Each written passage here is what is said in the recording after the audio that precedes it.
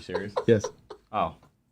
Well, restart it. Go. No restarts. No restarts. Hey guys, what's going on? Jebb here, and Smay's fired, just so you know. No. Wait, did it catch all that? Yes. Okay, cool. Guys, we are currently about 50 miles south of our studio doing a quarterly planning meeting, myself and Tim. So this is pre-recorded, but we want to go ahead and go over some interesting news articles and do some technical analysis here in Bitcoin, Ethereum, and Cardano. We are joined, as always, by my co-host and your president, Non-Crypto Tim. How you doing, Tim? What's up, everybody? Just so you guys know, what we're going to be talking about today is I am supreme to Tom Brady, the GOAT of football, but he can't touch me with a touchdown list. And even this story we're about to go over, this isn't even a touchdown story. This is at best a first down.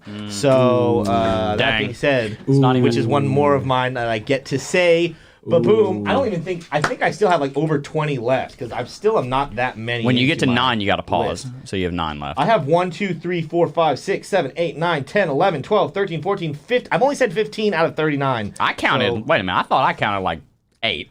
So that's got to count too.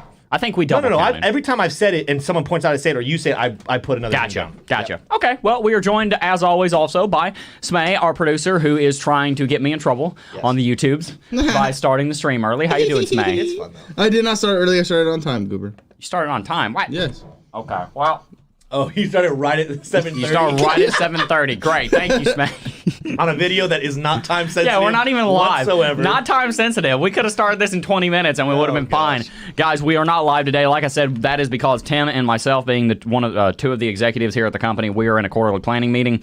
As you are watching this down in, I'm not going to tell you the town, but we are. Mystery. Yes, mystery. But we are doing that. So we will be back. Well, I'll be back Thursday. Tim will be back tomorrow. Running by myself because Smay decided to go get a hole drilled into one of his teeth. Yeah, Yeah, freaking root canal. I'll do it by leisure. He's literally going to get a root canal just to screw us over. He actually doesn't. It's not for his teeth. He just wants to make our lives I am an agent of chaos. harder. So, guys, let's go ahead and jump onto my screen, and we will go ahead and dive into this article right here. This is pretty interesting, but we were kind of roasting Cointelegraph earlier this morning because the fact of the matter is this article did not need to be this long. I'm going to summarize the whole article as the title. NFL quarterback Tom Brady hints at owning Bitcoin. The GOAT's Twitter profile picture now shows him with laser eyes. Boom. We can stop right there because the rest of the article is useless. That's it was 4 paragraphs of nothing. Yes, it was nothing. It was literally like Cointelegraph, I love you, but we were sitting in our planning meeting and Tim read it and I said, "Is that a Cointelegraph article?" And he said, "Yeah, that's a Cointelegraph article." Let me just show you this. Tom Brady useless. Cool. All right. So, Tim, what do you think about Tom Brady potentially getting involved with Bitcoin? I think there's a couple things. I would think it would be super cool if he was. First of all, we talked about it yesterday. He is one of the highest paid players in the league, but like for being the greatest of all time, he is nowhere close to being the #1 paid. If he's taking, let's say, half his salary in Bitcoin, like that Chung is doing, I think Chung plays for the Chargers right now. I could be wrong on that. That could be fact checked. But if he took half his salary in Bitcoin, he would for sure be the highest paid player in the NFL. I also, though, was looking into it. He was challenged by somebody to do it. Yep. Tom Brady's a nice guy. That is one thing. You know, I was never the Tom Brady biggest fan growing up. I always kind of rooted against him, but then there became that point where it's like, all right, it's just you can't even argue against it anymore. What he has accomplished, he is the greatest quarterback of all time. But what you can never say about him is he's not a nice guy to people. He's a competitor. Now, just because he cusses people out on the sideline doesn't mean he's not a nice guy. And so, this is not a 100% guarantee that he actually has invested in Bitcoin. For all we know, he's just trolling all of us. But if he is involved in Bitcoin, I love it. I think he's a wise man. So I'm hoping that story is true. Yeah, so Tom Brady is more than likely in Bitcoin. We really don't know. Smay, you brought up a point earlier about what is really the big deal about people actually being involved in Bitcoin and crypto. Do you want to go over that real quick? Yeah. Guys, so what really is the big deal? Like, what's the deal with Bitcoin if we're investors? Expecting people to get into Bitcoin, we can't just freak out at every millionaire or billionaire that gets into maybe billionaires, but millionaires, like, come on. I mean, Brady might be a billion. He's married to probably one of the wealthiest women in the world. Like in terms of when you take all women to extent, she's one of the highest paid models in the world. So between his salary and his endorsements and her salary and her endorsements, might be a billionaire. It's like to me, it's like saying, "Oh my gosh, Jeff Goldblum owns gold." That's crazy. You know what I mean? I don't think that was the same. I didn't catch. Because he's a rich guy and he has That an was investment. He has an investment. See what I mean? that That was was a 2-yard loss. no, that was a fumble. That's what that was. No, it was not a fumble. It was intentional. It was intentional. I was saying that it's like a rich. I just thought of a random rich guy, Jeff Goldblum. Why Jeff Goldblum? Because he's cool guy. Because he's cool. But listen, I my said gosh. it's like saying a rich guy has an investment. It is not special because most rich guys have investments. Okay, that's all I'm saying. How many investments do you have? I'm not rich. Yes, you are. You have Dogecoin. Dogecoin rally. I have. All right. Well, guys, we also want to go ahead and talk about the potential for Bitcoin to pull back to $40,000. What? Okay, no. First of all, I don't think that's going to happen, but there is an interesting article I want to go over with you. So let's go ahead and jump onto my screen. Bitcoin's support wobbles amid warning Bitcoin price could hit $40,000 next. I'm going to show you where they're coming up with this from on the chart, but I want to go ahead and read over this article with you really quickly. Bitcoin could see a price drop as low as $40,000 if higher support levels fail to hold, an industry CEO says. Speaking to Bloomberg on May the 11th, Pankaj Balani, I probably butchered that. I tried. I'm sorry, my friend. The CEO of digital asset derivatives exchange Delta Exchange, there we go, that's an easier name to say, warned that there is a danger of fresh, significant losses for Bitcoin USD. He doubts the altcoin's resilience to BTC drops. Bitcoin shed around 5% overnight on Monday, the latest in a familiar cycle of dips and rebounds below crucial resistance, which begins around 59,500. Guys, we've been talking about that 59,500 or that $60,000 level quite a bit here on the channel. Bitcoin needs to break above that for us to have a healthy rally that will result in us going back to all-time high and beyond. That has not happened yet, and that is definitely a bearish signal. We're going to look at the chart here in a second. For Balani, $50,000 now forms a significant line in the sand for bulls, and a failure to hold it would open up a new lower trading corridor with a floor of $40,000. So let's go ahead and jump on over to my trading view and I'll show you what he's talking about. Guys, he's actually not wrong. I would like to believe that he is wrong, but I don't think that he is. Let's go ahead and take a look here at the chart, and I'll show you where he's getting these numbers from. If we jump down here to the 4-hourly chart, guys, there is, as I showed you yesterday, an uptrending level of resistance, and there were two different uptrending levels of support that we talked about yesterday. Unfortunately, Bitcoin has now broken bearish out of both of those. Bitcoin is now in a relatively strong downtrend with one final confirmation needed to confirm that. We have a lower low right here at 53,000, and we just set a new lower low at 53,900. Bitcoin is technically still in an uptrend as we are having higher highs and higher lows. But that being said, Bitcoin needs to maintain this level of support now if Bitcoin wants to continue rallying to the upside. My question is this: if we moved bearish, now we're moving sideways, but we were moving sideways before we even moved bearish, and all of the exuberance in the market's going towards Ethereum, then where is all of the exuberance that should be in Bitcoin? We should be expecting Bitcoin to rally more right now, but it's not. And that's why I take a bit of an issue with the prediction of us going down to $40,000, even though I can see it on a technical standpoint. Looking at it fundamentally, there is a ton of exuberance coming into the cryptocurrency market. Anyway, let's go ahead and continue looking at this.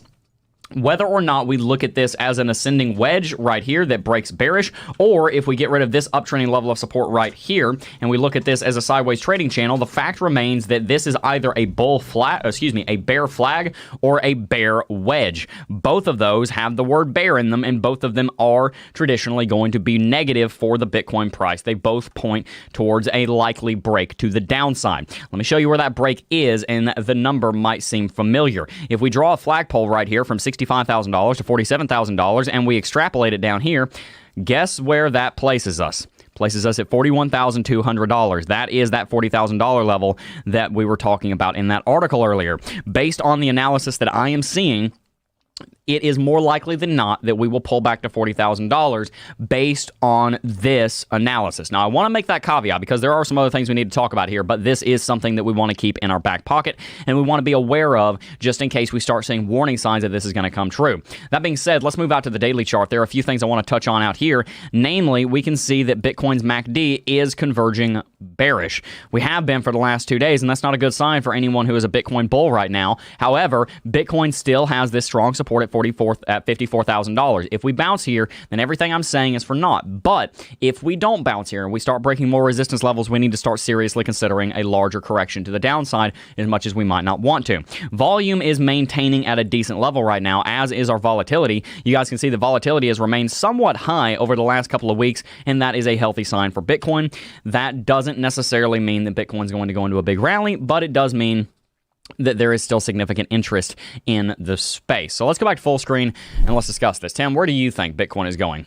I mean, this is a very hard thing to answer because, like Jebb just said, there's a lot of things on the technicals, if you're looking at TradingView, that would lead you to say, all right, we could be in trouble. But what I think is actually really interesting, where we're sitting right now is just north of that 55,400 level of support. Obviously we dropped below it, but very quickly bounced back up above it.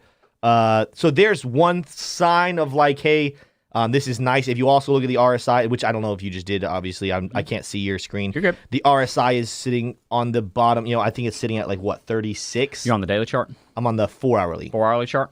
Yeah. Sitting at 36, which it looks like it's bouncing right there and kind of hanging out tight.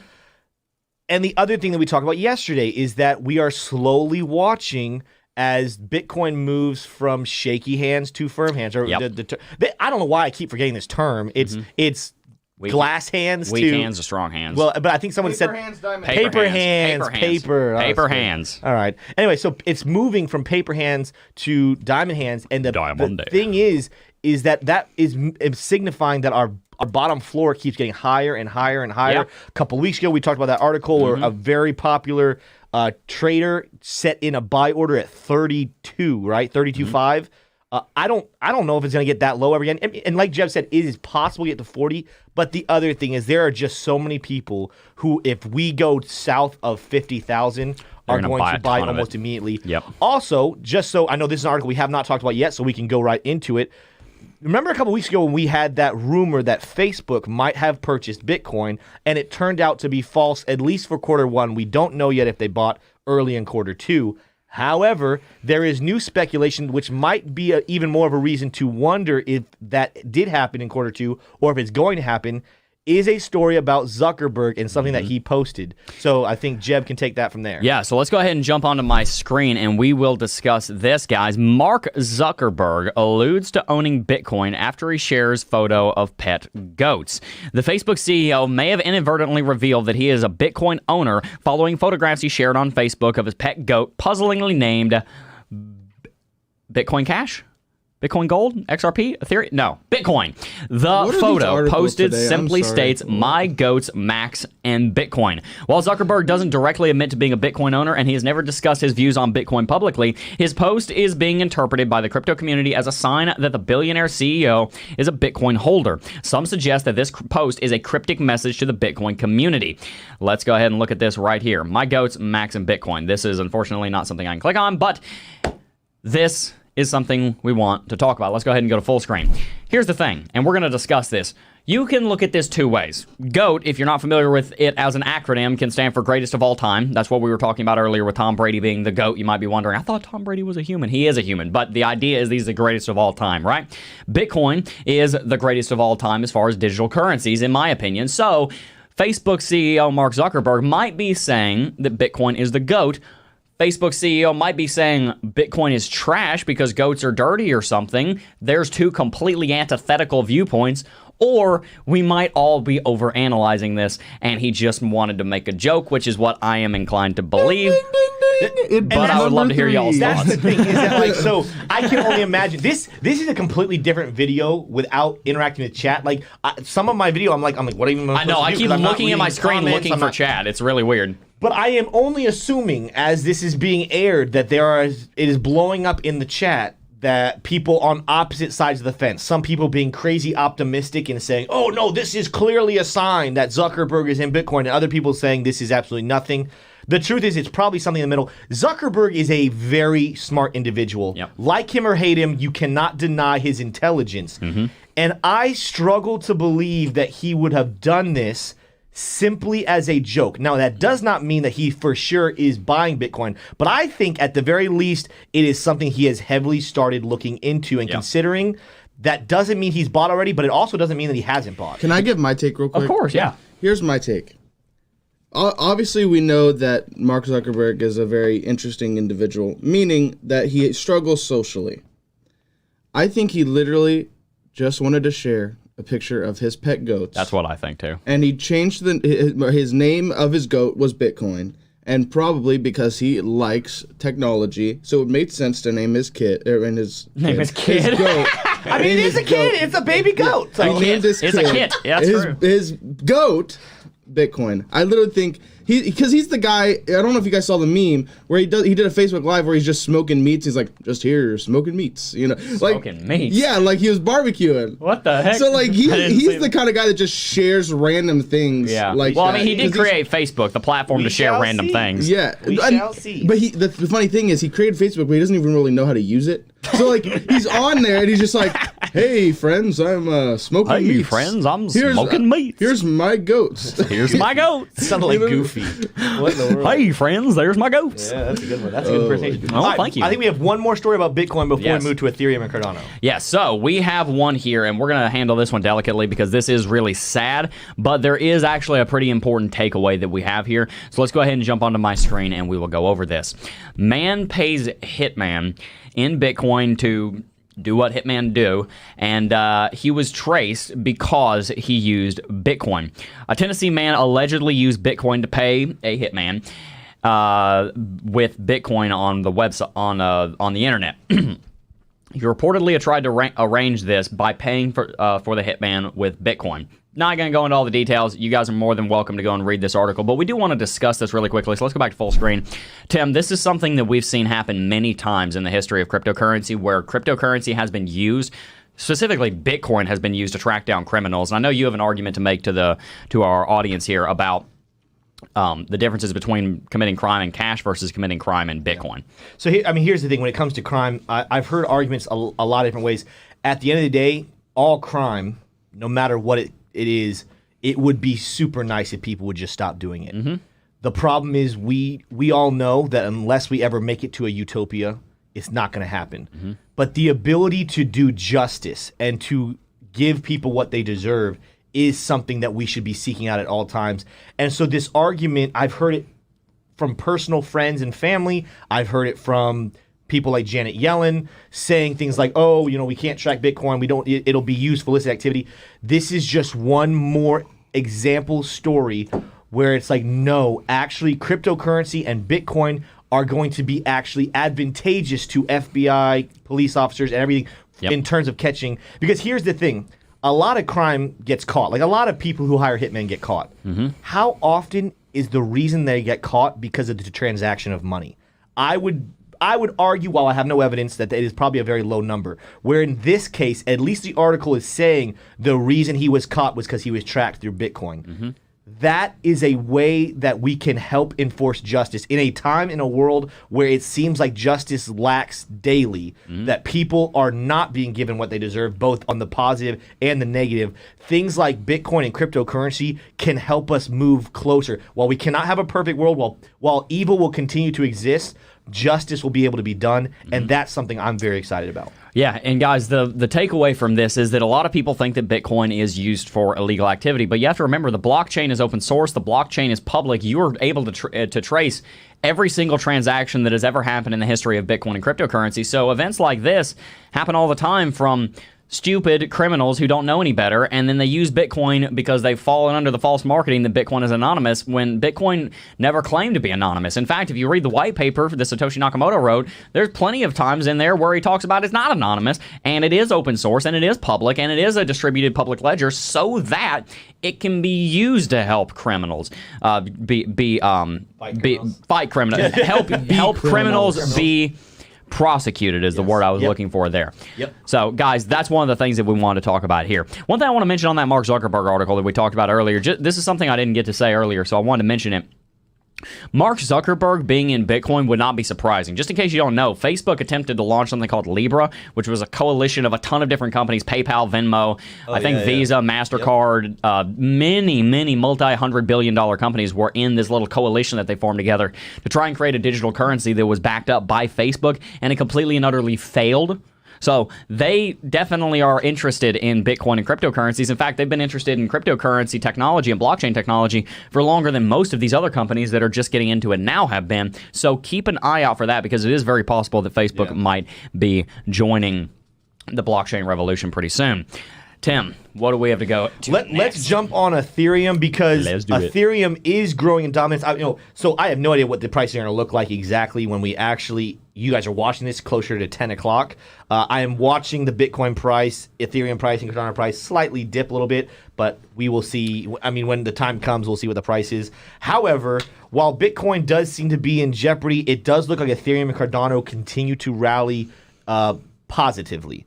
So let's jump on that chart and look at what's happening there. Indeed, guys. So let's go ahead and jump onto my chart here on Ethereum, and I want to show you where we are. Guys, just a couple of days ago, we rallied and set a new all-time high on Ethereum at $4,217. Ever since then, we pulled back to a recent local low of $3,600. We saw this occur late yesterday. We pulled back 13.5% in the span of just 4 hours. That is the largest percentage correction that we have seen in quite some time, and I do believe that that is the fastest, largest correction by dollar value that we may have ever seen in the history of Ethereum. I don't know that we've ever seen Ethereum drop $600 in 4 hours. I might be wrong on that. I can't think of a time that has occurred. But at the end of the day, this is a very healthy thing for Ethereum. Why is that? Well, I'll show you. If we look out here to the daily chart, you guys can see that Ethereum is extremely, incredibly overextended on the TD sequential. And if we look at our Bollinger Bands, we're overextended on that as well. If we look at our RSI, we're overextended on that as well, sitting up here at 80. Because of that correction, something interesting happened here on the daily chart.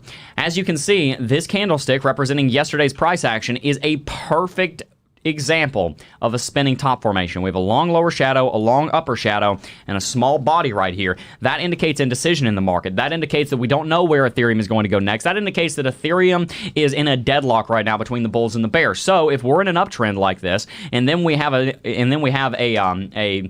spinning top formation show up right here, then that indicates that we're losing strength. The bulls are losing strength to the bears, because if you're winning and then all of a sudden you're tied, well, by nature, you stopped winning as hard, right? Because that means that the bears are more powerful. So that's something we need to be paying attention to here, is that Ethereum has now moved into some sideways consolidation. That's probably going to result in TD sequential being reset. We've seen some spinning top formation showing indecision. And one final thing on this, when you reach the top of a bull market, which I'm going to call this last 14 to 20 days on Ethereum a little mini bull market, this rally from $2,000 to $4,000, sometimes at the top of a bull market, you'll move into something called a distribution phase. That is what happens when you move into a bull market and you start trading sideways at the top of it. That might be what we're moving into right now, which would signal that we may be moving into a downtrend from here. Now, that's far from confirmed, so don't think I'm saying that we're confirmed going into a downtrend. That's not what I'm saying, but what I am saying is that you want to be paying attention to if we start seeing consecutive lower highs and lower lows on the 4-hourly chart and then showing up on the daily chart,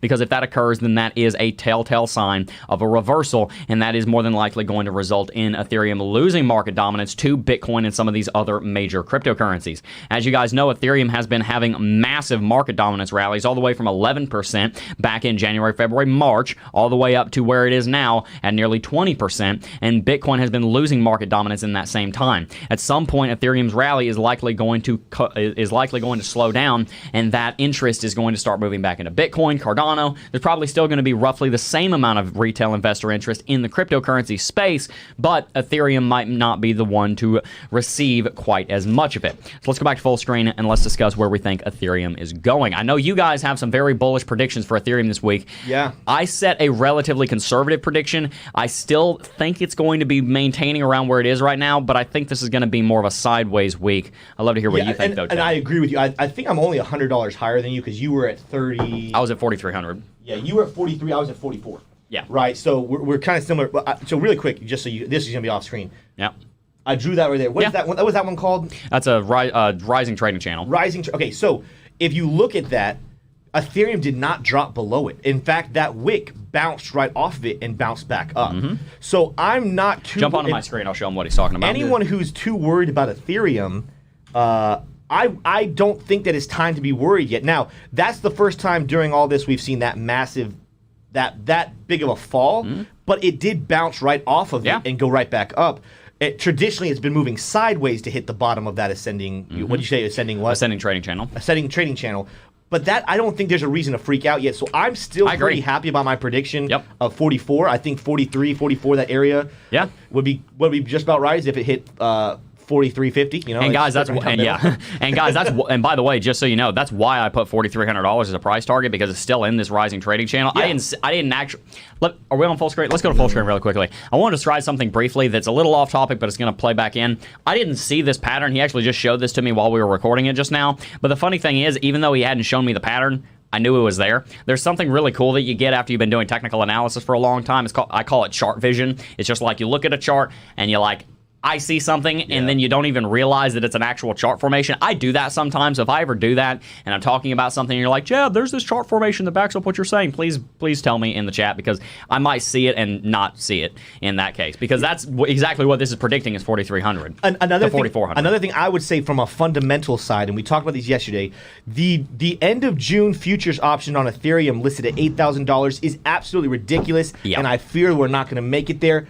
But that being said, and that is one of my that being saids, and that makes it two of them, still a lot to spare, we are going to get close to it. So as this price drops like this, I think what you saw was it dropped because people took some profits, and other people looking at that futures option said, this is my time to buy, because we are sitting right at half of what we are supposedly going to be at here in a month and a half, right? Yeah. So I think some people still see this price as a great buying opportunity. You know what's funny is that futures options contract that expires at $8,000 on June 25th. Jump onto my screen really quickly, Smay. I want to show them something. This trading channel that Tim just spotted, if you extrapolate this into the future, then that predicts an $8,500 Ethereum by the 25th of June. Yeah. Now here's the funny thing. Trading channels don't last that long. This is going to break we are going to break bearish out of this trading channel before then. I can't guarantee you that because there are no guarantees in technical analysis, but I can tell you it is very, very likely that we will. No, it's just one of those things. It is going to be a struggle. I don't think we're going to make it there, and that's stupid. But I think that people looking at that futures option are going to say, oh, it's still below 8,000. It's still a great time for me to buy, especially seeing as that right now, currently when I'm looking at, we're looking at 39.81, which means if I invested right now, I could double my money, supposedly, if that comes true. Yeah. That's an advantageous look. I think you're going to see a lot of people continue to put their money into Ethereum. So I'm not too worried about Ethereum falling into a I mean, it could. I'm not an expert. So to clarify what I was talking about earlier, guys, and I was doing this on Bitcoin too, because I do this sometimes and people misunderstand. I'm not saying necessarily that Ethereum or Bitcoin are going to go into big downtrends. I'm not saying that Bitcoin's going to go to $40,000 and Ethereum's going to pull back to $3,000 or whatever. What I'm doing in this stream and what I want you guys to understand are the warning signs if that starts to take place. Yeah. Because I want to prepare you to actually be able to do technical analysis on your own, and that's why we created the Cryptocurrency Technical Analysis Academy. That is linked in the description box down below. If you'd like to learn more about technical analysis, you can do so with that link. It is my duty not just to show you the technical analysis, but show you how to do the technical analysis so that you are an independent, free-thinking agent that is able to go out and make profitable trades and investments. If that's something you're interested in, consider subscribing to the channel as well, because we post content here all the time talking about technical analysis, trading, investing, cryptocurrency news, and other developments in the space so that you can be fully informed on what's going on so you can make the most money here while you walk with us in our journey to Bitcoin mass adoptions. Make sure to like the video. And also, guys, we have an affiliate link in the description box down below for Bybit. If you'd like to sign up, you can do so. That is a fantastic exchange. It's the exchange that I personally use, so I would recommend using it. It is an affiliate link. Yes. So if you use that, it will help us. Thank you very much. Real quick, before we close out the stream, Yes, let's sir. take a quick look at ADA and make sure that we give people what they need to know about that today. Sure thing. Let's go ahead and jump onto the Cardano chart, guys. There's not much to write home about on the chart here right now other than the inverse head and shoulders pattern, or as we talked about, the inverse Batman symbol here on Cardano did, in fact, break to the upside. That is the ugliest inverse Batman symbol I've ever drawn. Let's try that again. Boom. There we go. That has a price target that we can draw that would push us all the way up to about $1.90. We can see, I'm sorry, about $1.71. I misdrew that. But we can see right here no, there we go. Boom. Did it wrong. Boom. There we go. Awesome. Cool. Price target of $1.90. It's been a long day. The day just started. I'm tired. Anyway. Yeah. $1.71 is where Cardano is currently sitting. It has been trading sideways for the last couple of days. What I am seeing here is that Cardano is doing very well because of many fundamental indicators that we have seen take place. We've seen a lot more adoption moving into the space. I think Ethereum's the price moving into Ethereum is starting to slow down a little bit, and some of it's moving into Cardano. I think we see some of the value from Bitcoin moving into Cardano. So Cardano's trading sideways, but it's trading sideways to consolidate and lock in gains that it's just had. I do think that it's in a very strong position to rally a lot farther, and I think it's undervalued compared to some of the other major power players here in the crypto space. And unlike Ethereum, it is actually not massively overextended on RSI. It's only sitting at 67. What are your thoughts on it, Tim? So here's what I'm looking at. So for example, when I looked at my chart, and I don't know if Jebb's looking at this, but I had drawn an ascending wedge, right? Yep. That technically Cardano broke a little south of. It broke out of it, but now it's back up into it. What I have noticed, again, as a crypto noob and only watching Cardano for the last 5 months, I love Cardano. However, Cardano is a project that seems to not liking to play by the rules. They don't play by the rules in technical analysis all the time, and I think that has to do with the fact that it's so community driven and not yet founded, because people talk about this all the time. Oh, what are the white pages? What's his applications? What is it actually doing? Cardano is still working on getting all those things done, so I think come back in August and technical analysis will be a much better indicator of what is Cardano actually doing, because right now it likes to break the rules. But it did make itself back up into the wedge. It still follows them roughly. It still comes in technical analysis roughly, but it is one of the reason why it's the hardest one to predict on Fridays is because Cardano, the price just freaking does whatever it wants to do. It doesn't play by rules. But I am still excited. I still think it's hitting closer to my prediction of 199. I like that prediction even more because I have a sneaky suspicion it might not get all the way quite there. It might get up above $2 and drop back down. Yep. But then again, it's Cardano. Anything's possible. That's what's great and terrible about it. That's what's so interesting about Cardano. Guys, that is going to wrap out this stream. If you did enjoy, make sure to like and subscribe to the channel. Guys, you can follow myself at CryptoJebb over on Instagram and Twitter, and you can follow Tim at the crypto_beard, right? Yes, over on Twitter. And not a lot of content, but I do post. He roasts XRP over there, so if that's something fun. You're interested in, go ahead and follow him over there. And Smay, you're at Thicky Smay, right? Yes, at Thicky Smay, boys. At Thicky Smay, there we go. Guys, that is going to wrap it out for this stream. Before I go, though, I do just first want to thank each and every single last one of you for watching, as always. And I will see you guys in the next video. Peace. Oh, I got a real good feeling. Got a real good feeling. Like there is lightning deep in my bones. Yeah, I got a real good feeling. I won't hit no ceiling. I'm going higher than I've ever known. Yeah, I got a real good feeling. Got a real good feeling. Like there is lightning deep in my bones. Yeah, I got a real good feeling. I won't hit no ceiling. I'm going higher than I've ever known. I got a real good feeling. Oh man, that was a great stream, right guys? What do you think, Jebb?